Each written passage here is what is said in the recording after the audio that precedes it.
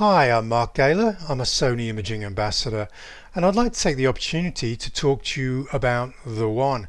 And I'm talking about Sony's Alpha 1 full-frame mirrorless camera. Now, a lot of people were expecting an update to the Alpha 9 II sports action camera, and these people who are waiting for that update will certainly not be disappointed. Now, like with the Alpha 9 and Alpha 9 II cameras, this Alpha 1 camera features a stacked backlit illuminated sensor.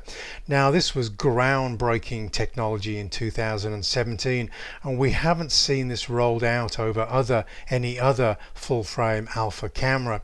So this is the first real upgrade to that sensor, and what an upgrade. And I'm going to showcase some of what I really enjoy about this camera release. Now, back in 2017, when it first appeared in the original Alpha 9, it was certainly groundbreaking technology. Sports action photographers were able to shoot in fully electronic shutter, so no temporary blackout from either a mirror or a mechanical shutter, and at 20 frames per second and 24 megapixels, this certainly raised a few eyebrows amongst all sports photographers, whether they were shooting Nikon or Canon. I used that Alpha 9, and when matched with some great telephoto sports lenses, the detail was amazing, and the tracking capability was second to none. And this was further upgraded with the Alpha 9 II and a firmware upgrade to the original Alpha 9 camera, which saw us lose those older lock-on AF algorithms and move towards the real-time AF tracking. So certainly a camera that has been enjoyed by a lot of sports photographers ever since. Now, a lot of bird photographers also looked towards this camera, but wanted higher resolution.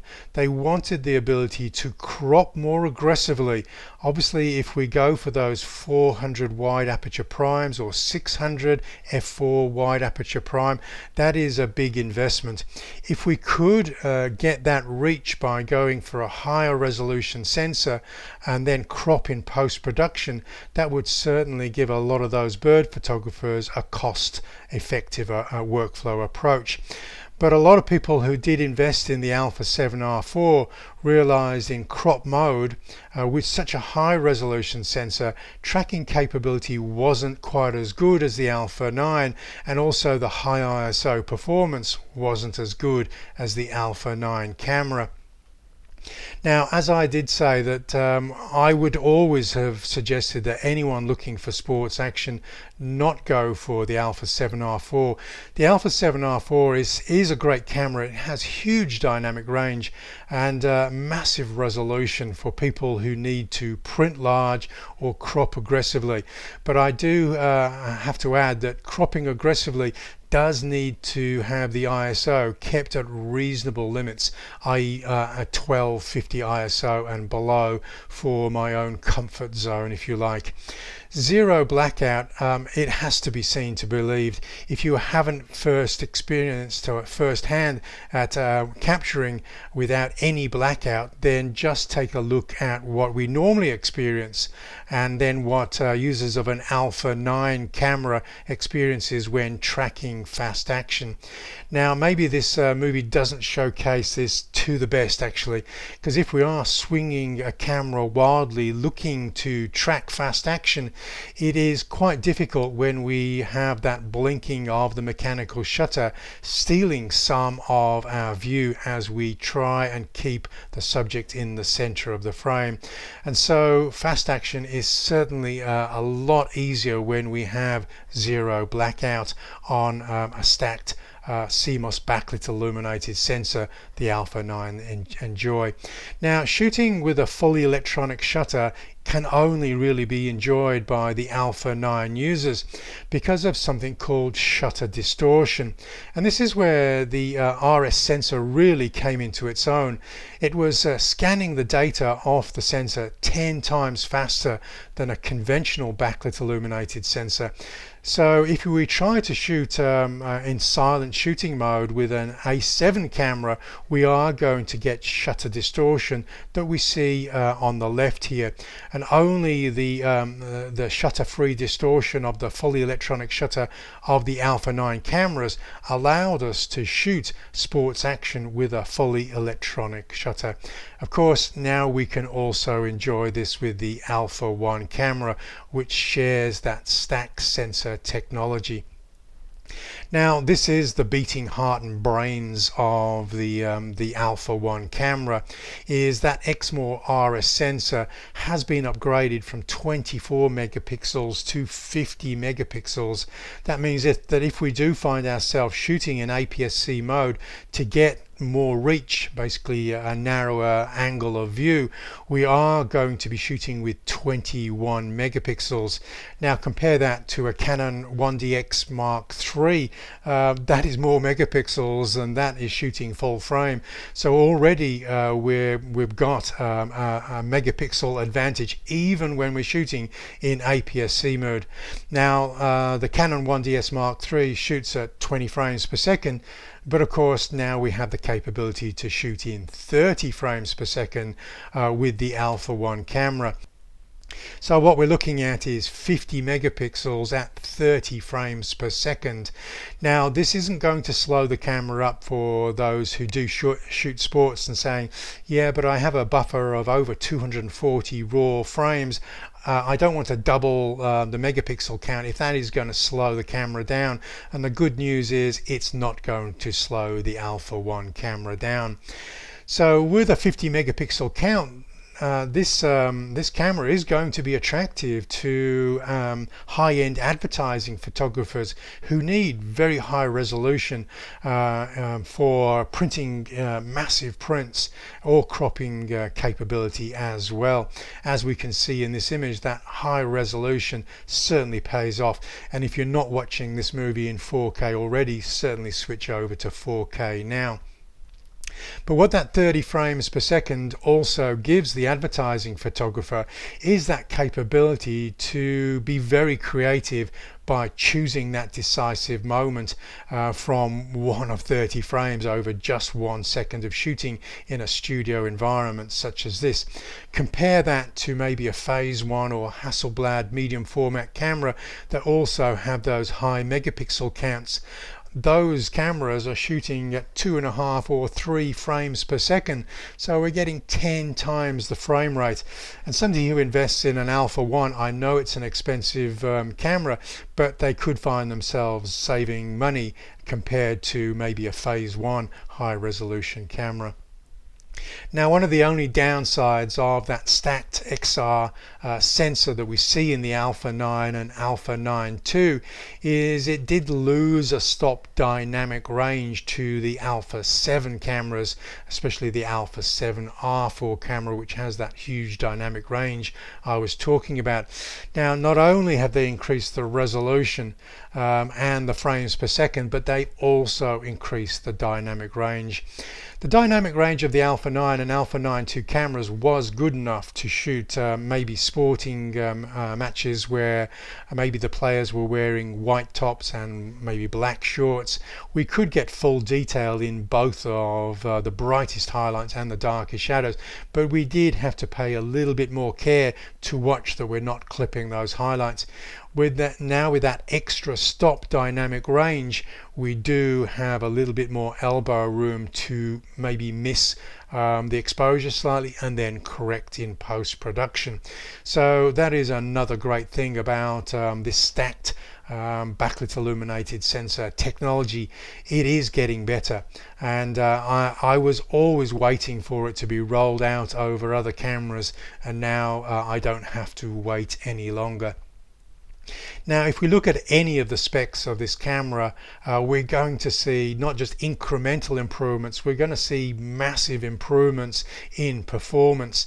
Now, for instance, my second camera that I'm running is an Alpha 7C, which has 2 million dots in the viewfinder, and this has 9.44, 4 times the resolution of the sensor I'm using on that Alpha 7C camera.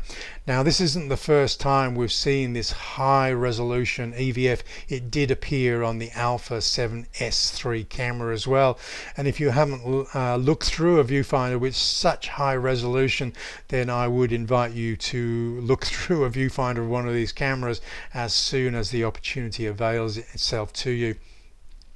Now, when I was saying that the shooting at 30 frames per second, even at the higher 50 megapixel resolution, isn't going to slow the camera down, and that is because we have the new CFA Express cards, and now those have got more than double the read-write times of the older SDXC-II cards, even at the 300 megabyte read-write times.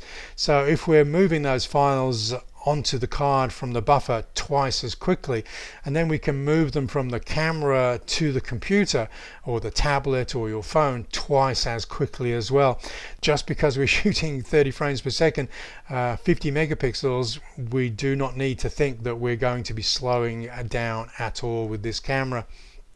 Now, if we want to inspect this camera in a little bit greater detail, it does on the surface look like an Alpha 9 II, but if we start taking a closer look, we will see some minor changes here. Now, we didn't used to have a high plus mode because high plus on an Alpha 7 camera usually indicates that we're not getting a real-time view inside of the viewfinder, so that didn't typically appear on the Alpha 9 or Alpha 9 II models. We do now see the high plus on the shoot mode dial on the top left hand side of the camera on the Alpha 1. We also see a redesign of the focus mode dial also on the top left hand of this camera. Now, just if you are upgrading from an Alpha 7 camera to the Alpha 1, just you probably need to be aware that the memory recalls 1, 2 and 3 don't override the drive mode and focus mode on the top left hand side of this camera. There are workarounds to quickly override what is on that top dials on the top of this camera, so you'll recall custom hold features become more useful for an Alpha 9 or Alpha 1 photographer, and I have video tutorials explaining more about recall custom hold and how I work with a camera such as an Alpha 9 or Alpha 1 camera. We also have a reconfiguration of the shoot mode dial. We now have program, aperture priority, shutter priority, manual, and then we roll straight into the movie mode on the shoot mode dial. We don't get that separated from PASM on that shoot mode dial anymore. If we look on the side of the camera, we'll notice the dual card door has had a slight modification. We now have that press down and then slide out button. The weather sealing on this camera has also been improved, and this might be another attempt by Sony just to go another step in that weather sealing process. We'll also see a reconfiguration of the ports behind the doors on the left side of the camera. We see the micro USB port now pushed further out of the way, and a full-sized HDMI A port, which is going to be good news for people who are shooting to external recorders or monitors. And that USB-C port, which I haven't marked there on this particular diagram, now supports 10 gigabytes per second traffic, not the old 5 gigabytes per second movement of file data. So again, that has doubled in speed because Sony don't want your workflows to slow down if you invest in an Alpha 1 camera. If we turn the camera over and we look what's on the back, you'll also see top left what has happened with that focus mode and shoot mode dial there. The little lock and move lever is now towards the back, which gives you easier access as a sports photographer, I think. We'll notice a minor modification on the finder. The eye sensor, the eye detect sensor, has moved from the top of the viewfinder to the bottom of the viewfinder, and that's because it's an entirely new viewfinder as well. The movie start stop button has also grown in size and moved just a little bit further away from that finder. We could also use the shutter release to start and stop movie capture as well if we want to, and I dare say we will be able to reconfigure this movie record button to another custom button if we don't want to use that as a movie button. And of course, what you've probably been staring at but I haven't yet mentioned is we do have the touch menus that we first saw on the Alpha 7S III camera. So there is going to be a little bit of a reconfiguration or relearning to do if you're coming from an Alpha 7R Mark IV or 3 or an A9 camera. But everybody who's looked at the menus on the Alpha 7S III is pleasantly surprised, and they think this is something Sony should have done a long time ago. And it's a touch screen, so we can navigate through those menus via touch now as well. Now, a lot of people will notice that this is, there's no two ways about it, this is an expensive camera. We have capabilities from the resolution camera, the R cameras, we have capabilities from the S cameras, and we have capabilities from the Alpha 9 cameras, and that is all rolled into the Alpha 1. Now, that is never going to come at a bargain basement price here. So this is, however, $1 cheaper than the Canon 1DX Mark III as advertised on the B&H photo store in New York. Now, that is at the time of me making this movie, so I dare say Canon might try to lower that price after I've shown this slide. But remember that Canon camera is a 20 megapixel, not a 50 megapixel camera. It shoots 20 frames per second, not 30 frames per second. It has a 2.1 million dot EVF, not a 9 million dot EVF. It's significantly heavier than the Alpha 1 camera, and it shoots 4K movie, not 8K movies. So no matter how you look at the price now, you'll see that its nearest competitor is miles and miles behind what Sony are delivering in this Alpha 1. It's almost like Sony have lapped Canon engineers in the release of this camera, and I suspect Nikon and Canon will be playing catch up in the years to come. This is such a groundbreaking camera for all manufacturers to pay attention to. Now again, if you're wanting to compare this expensive purchase price, you'll just feel comforted if by looking at some of those figures I've listed, a Hasselblad 50 megapixel camera for $14,500, a Red 8K camera for $24,500, a Canon 6K camera at $33,000, and the last one is an odd one to put. It's not a camera, it's a lens, because if we shoot in APS-C mode on the Alpha 1 camera, we are going to get the reach of a 600mm lens, and we'll get the depth of field equivalent to the f4 aperture of that lens. So, and that lens is a shade under $13,000.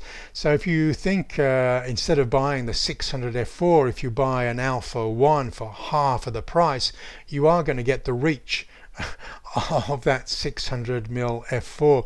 I dare say a lot of bird photographers will put the 600mm f4 lens on the Alpha 1 and just enjoy even more reach with that combination. Now, the viewfinder have doubled the frame rate, so we're now seeing a 240 frames per second in that viewfinder. So when you're panning that camera exceptionally quickly, you're not going to get any sense of delay. We're almost going to lose the sense that this is an electronic viewfinder. The resolution is so high and the refresh rate is so high, we are going to think that we're just viewing the world in exceptionally smooth panning in exceptionally high resolution. Now we do have the promise of high ISO performance, and this is going to be very interesting for people who wanted the Alpha 7 R4 to have exceptional high ISO performance, but realized that it was a slight step back from the Alpha 7 R3 camera. So and we're looking at a high ISO performance image here. Now I haven't seen the raw image, but if we just look at the metadata of this 4K image, we'll see that it's shot at ISO 3200, and if we look into the corners of the smooth bokeh, we're not seeing the presence of a lot of noise here. Now I dare say with the photographer shooting in JPEG mode, because the raw files probably wouldn't have been able to have been opened by raw editing software yet, because it's a brand new camera, so there possibly is a little bit of high ISO noise reduction in camera here. But if we look at the fine detail in the fur and the water droplets spraying off this bird, we're not seeing the effects of aggressive in-camera high ISO noise reduction. So I'm fully expecting the high ISO performance to be groundbreaking on this camera if this indeed was shot at 3200. Now one of the things which was basically stopped me in my tracks as I was watching the launch video is they moved into real-time IAF, and I was just about to yawn saying, but yes, I've seen the real-time IAF on the Alpha 6400, 6600, the Alpha 9 II backdated to the Alpha 9, it's there on the Alpha 7 R4. So I said, basically, what are you telling me that's new here, until they added the words for birds, and I'm going, okay, just take my money now, just shut up and take my money. You've said enough now. I am absolutely sold. Now if I can shoot this with absolutely stellar AF tracking performance, also assisted with IAF hanging on to the bird's eye, this is just going to improve the most difficult challenge for any action sports photographer, which is tracking erratically moving birds. This is the holy grail for most photographers, to be able to shoot this well, and this undoubtedly is going to deliver in those areas. Now there are going to be a host of menu features which I will extend on an extended movie when I get to review this camera in depth. But some of the more interesting features that I saw being promoted here was a lossless compression.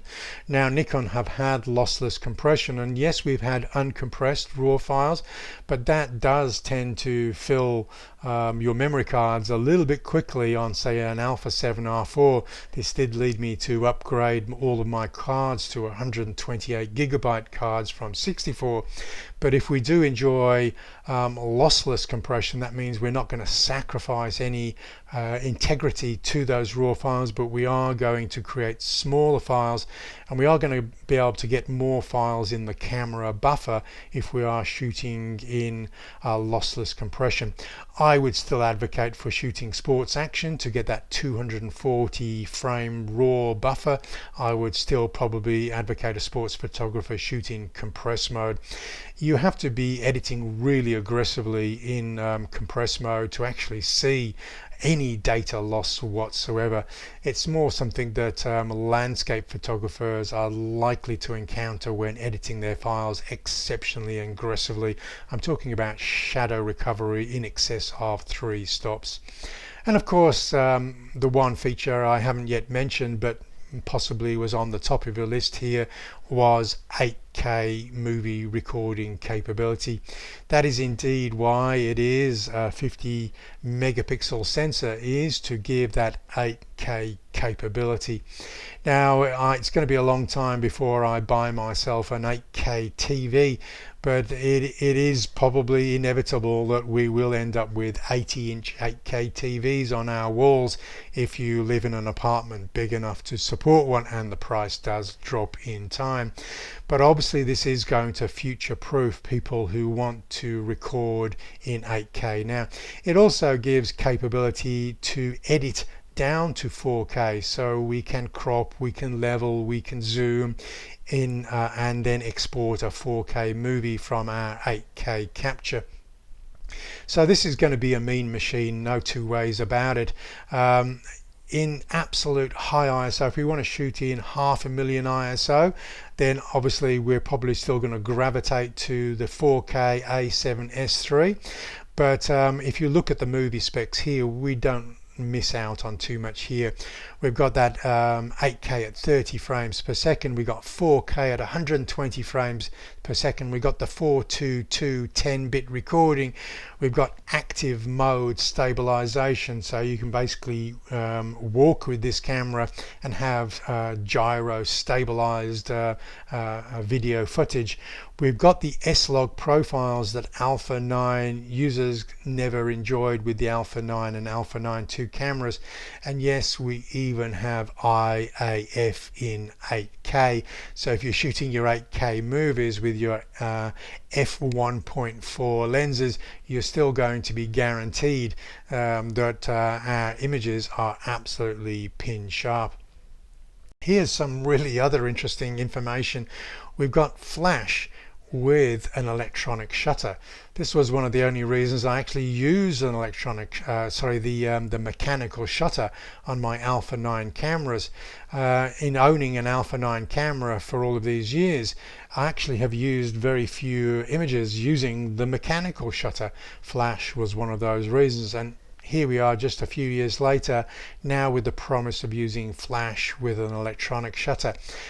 The mechanical shutter is the second most expensive component in our mirrorless cameras, so if that is not getting used over time, it's not something that is going to go wrong over time, and so this gives probably years of service with an Alpha 1, and the shutter count becomes negligible because we're using the electronic shutter most of the time.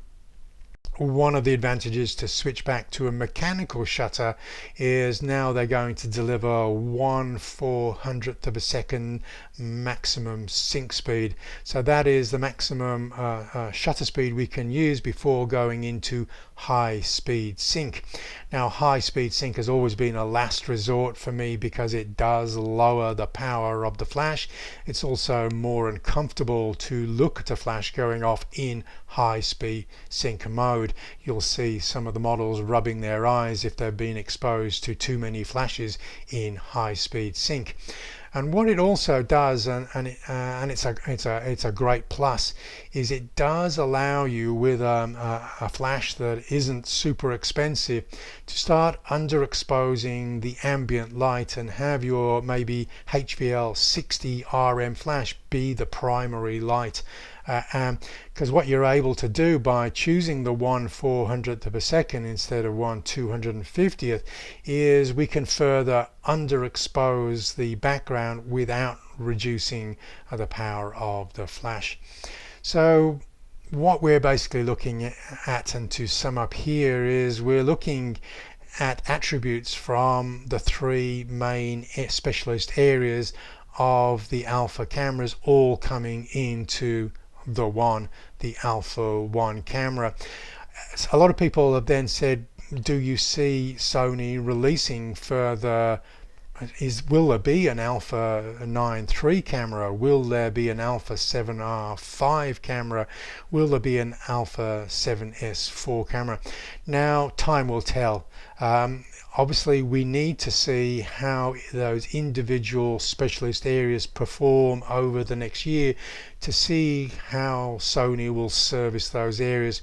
I don't actually see those specialist areas going away anytime soon, especially if Sony start discounting an Alpha 9 II camera or an Alpha 7S III camera. We're going to be looking at the specialist areas at maybe half the price of the Alpha 1.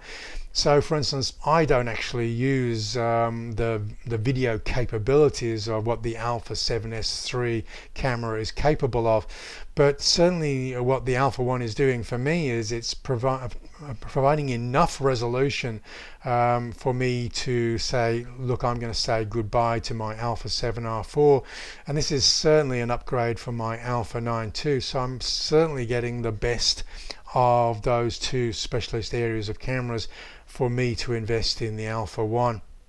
Now, for most alpha photographers who think that this camera is maybe out of reach and they find the price point slightly disappointing, I want to finish on a positive note here. The major investment for all photographers is not the camera body, it is our lenses. That old saying is, we date our cameras but we marry our lenses, and never a true word has been said. And we need to have confidence that we're investing in the right lenses. We need confidence that we're investing in the right system. And the Alpha 1 is that vote of confidence. You can see that Sony is going to carry on releasing the most technologically advanced mirrorless cameras in the years to come, and your investment in the glass is well founded, because the features that are in the Alpha 1 today will trickle down to the camera you buy next year, even if it isn't an Alpha 1. So something to look forward to, even if you don't end up buying an Alpha 1. You will see a few negative comments from people who treat cameras as status symbols. They're unhappy their Alpha 7R4 or their Alpha 9 II is no longer the most prestigious camera. But for most sensible photographers, the Alpha 1 is a vote of confidence. It is something to be proud of, even though you may never own it. So on that positive note, I will end this. Now, just be aware that you can head over to my website, markgaylor.com. I have learning resources. I create ebooks for all of the Alpha cameras since the Alpha 7 III was released. So you will find extensive support on the Alpha Creative Skills YouTube channel. Lots of masterclass movies to help you get up to speed with your camera. All of the resources are free to download. Just make a donation if you find that they're exceptionally useful to your own workflows. Subscribe, thumbs up, and I'll catch you online next time.